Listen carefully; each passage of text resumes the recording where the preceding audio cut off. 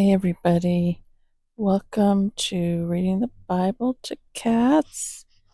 I'm trying to focus the camera. I don't understand. Okay, well, it's a little fuzzy, but oh well. Yeah, I wanted to say happy Sabbath. It's Friday night, and I've mentioned this before, but I'm trying to tell myself to practice the Sabbath in my way, which is to refrain from all worry. Like tell myself, oh wait, you're worrying. You're not supposed to worry. You're supposed to rest in God and enjoy. So that's what I'm telling myself. No worrying.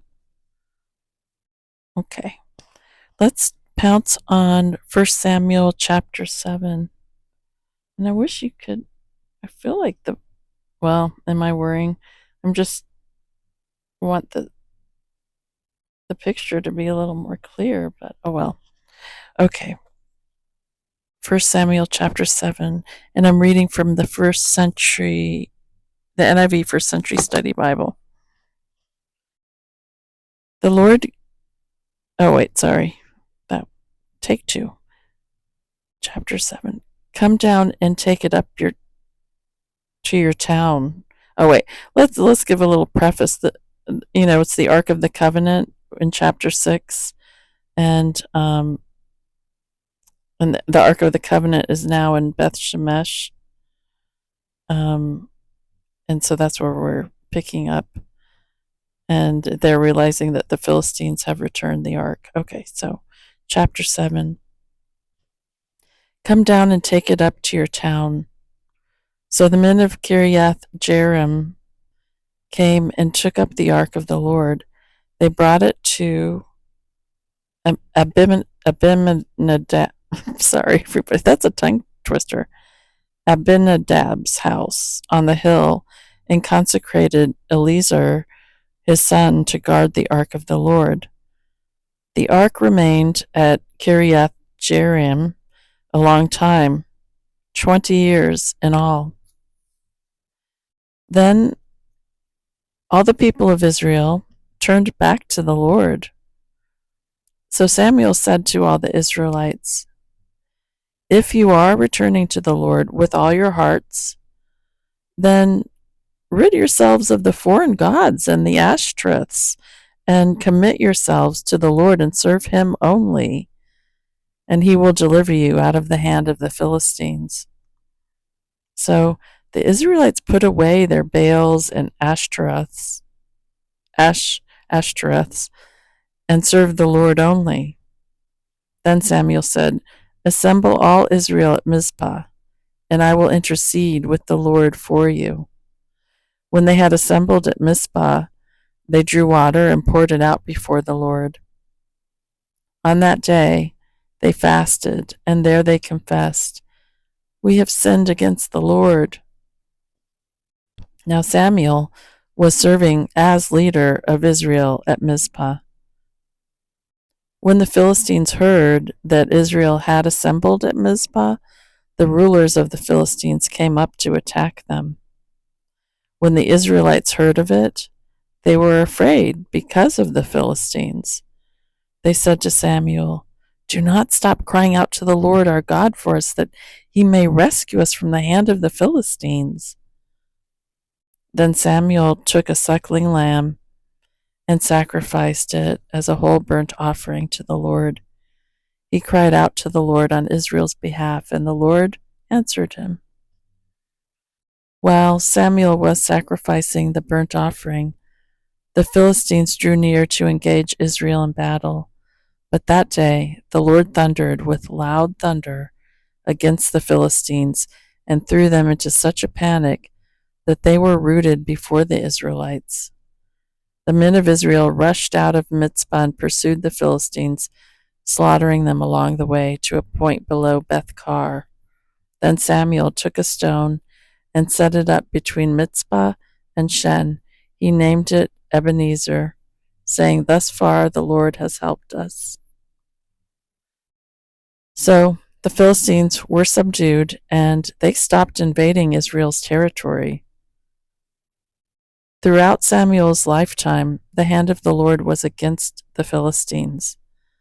The towns from Ekron to Gath that the Philistines had captured from Israel were restored to Israel, and Israel delivered the neighboring territory from the hands of the Philistines. And there was peace between Israel and the Amorites.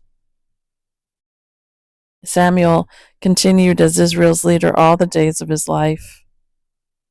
From year to year, he went on a circuit from Bethel to Gilgal to Mizpah, judging Israel in all those places. But he always went back to Ramah, where his home was, and there he also held court for Israel, and he built an altar there to the Lord. Okay, everyone, that's the end of chapter 7. Yeah. Let's see.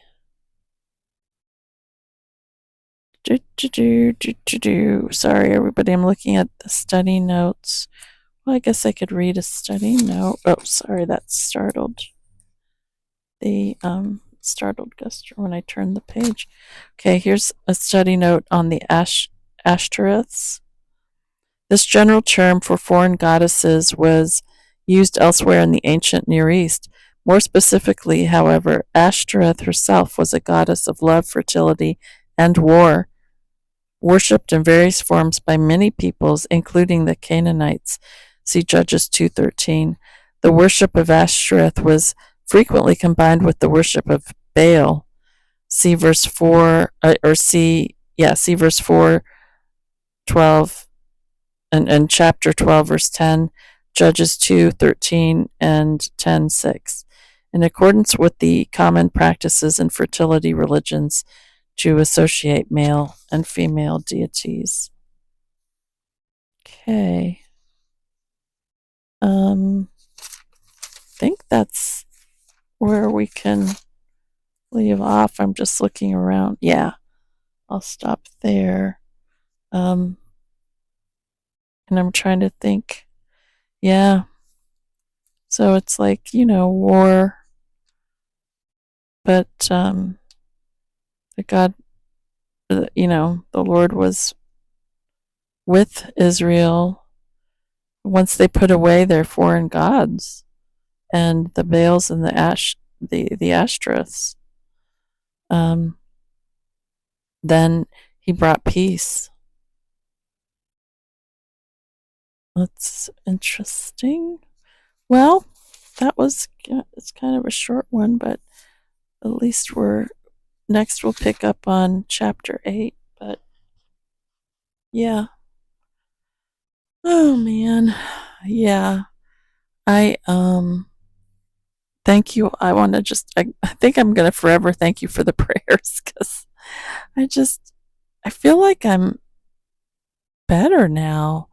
Like I feel like I'm in a stronger place, cuz in the past videos I was talking about how I really needed prayer, and I feel, just an update here, I just feel strengthened and peace and hopeful. And that's huge for me. It's huge. Oh, the other thing I can tell you is, since I've been my hand has kind of been forced to go through my mom's artwork, which I really haven't done since she died. In May, it'll be 4 years. So 4 years ago. But because I have to do it, and I have to revisit some things. I have to revisit some videos I made of her too, when she was dying, and like a month or two before she died. It's kind of helping me. I don't know exactly how it's helping me, but like watching the videos I made of my mom, and she was talking about her art. Like I made her talk about, I'd bring a painting to her and ask her, about this, tell me about this painting, and she was not well. I mean, and she was old. I mean, she was 89 going on 90, but it was just really sweet to watch a few of those videos of her talking about her art, because I really haven't been able to watch them since she died. And it, I don't know, it's helping me. I think it's, because I haven't painted really since she has died, because she was kind of my muse.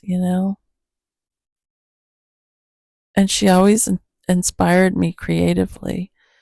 But now I'm thinking I might be able to paint again, or, to express my creativity again. So that's good. You can continue to pray for that, and just for peace and, you know, and joy and stuff. And I'll say a prayer too. Lord, I pray for everyone. Well, first of all, thank you that I have peace right now, and feel a little hopeful and feel stronger. I just pray for that to continue, Lord, to continue in your peace. Thank you for my mother in heaven.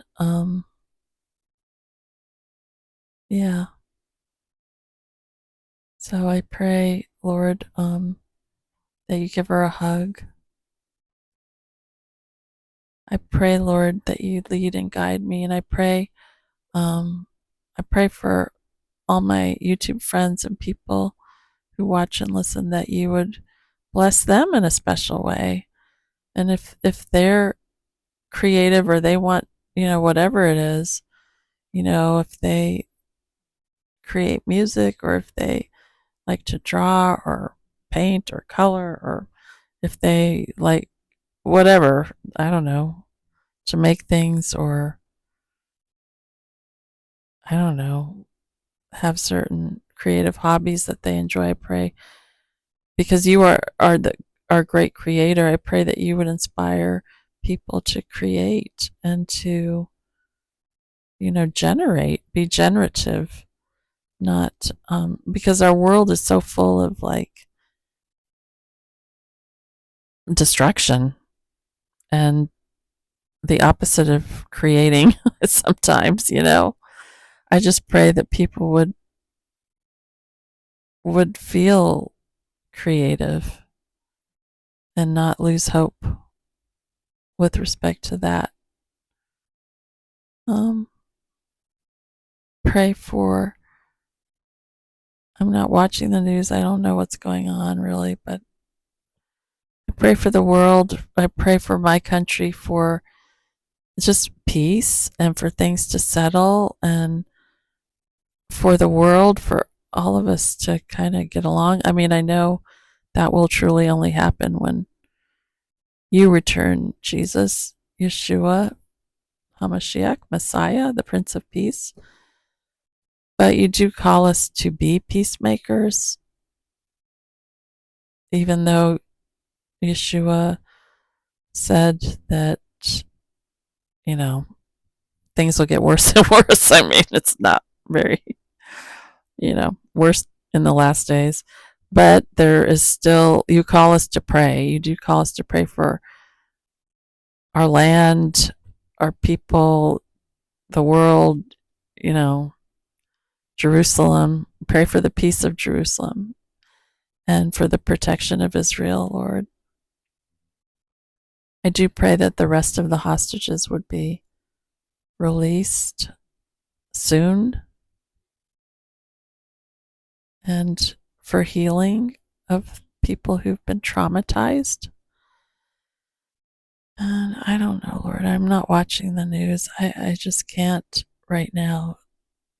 But I pray for people who are hurting out there, that need you, and animals, that you would make yourself known in visions and dreams. Just show up however you want to do it through your spirit. And I pray all these things in Jesus' name, in Yeshua HaMashiach's name. Amen. Hey, everybody. Yeah. Trying to think what else I can share. I know I've received some feedback that people like when the videos are 20 minutes long. I guess some of you, I don't know, some of you may like really tiny videos, but maybe this one should be 20 minutes. But that would mean I'd have to talk about some stuff. I'm trying to think, what can I talk about? Well, I guess I can talk a little bit about my mom and her thoughts on creativity. And the last couple of videos that I watched, where I made these videos of her, she was of the mind that you know, artists or creative people, you really have to let go of fear. You know, it's a good thing to just freely express yourself without fear, without, you know, and to create without kind of thinking about what other people will think about it. You know, just to create based on what's within you, to express that part of yourself. That it's not about what other people think of your art. It's about just moving freely and fearlessly and, you know, creating. And I'm trying to think of what else she said. Sorry, everybody, I'm yawning. My own voice puts me to sleep. That's like, I don't know if that's a superpower or like a super curse or something. It's like, after about 20 minutes of talking, I'm ready to like take a nap because of my own voice, because it's sedating. uh, um, I don't know. Well, I'm trying to think of what else I can say. What time is it? Oh, I have a couple of minutes to fill before we get to 20 minutes. Yeah, creating. I think that's part of, you know, being made in the image of God, because God is creator. He's a maker, a creator, the creator. And, you know, whether you're, I don't know, creating dinner for yourself or creating a painting or a song or um, a skit or um, creating a safe space for people to share, you know, whether you're creating, what else? I don't know, tapestry, a needlepoint,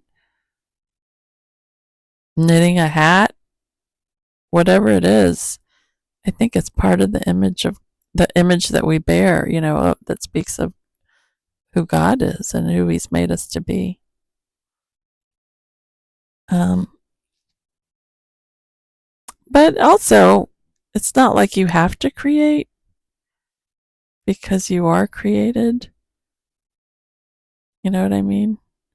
It's like if you look at a field of flowers, they're not doing anything. They're just beautiful and they just are. They exist because it's God's pleasure, you know? And for our pleasure, it's God's pleasure to have made them, and it's not like there's some purpose, the utilitarian purpose for them to be here. Flowers. I mean, there might be. I'm sure there is, you know, with the bees and everything. But I mean, they're also just, yeah, they do have a purpose. But of course they have a purpose, but it's not like they're stressing out existentially about what it is they can do to be productive in life, I guess, or to create. Anyway, those are my ramblings. And now we've reached 20 minutes. So I'm going to relax and then meet a couple of people for dinner. And I'll talk to you later. Bye.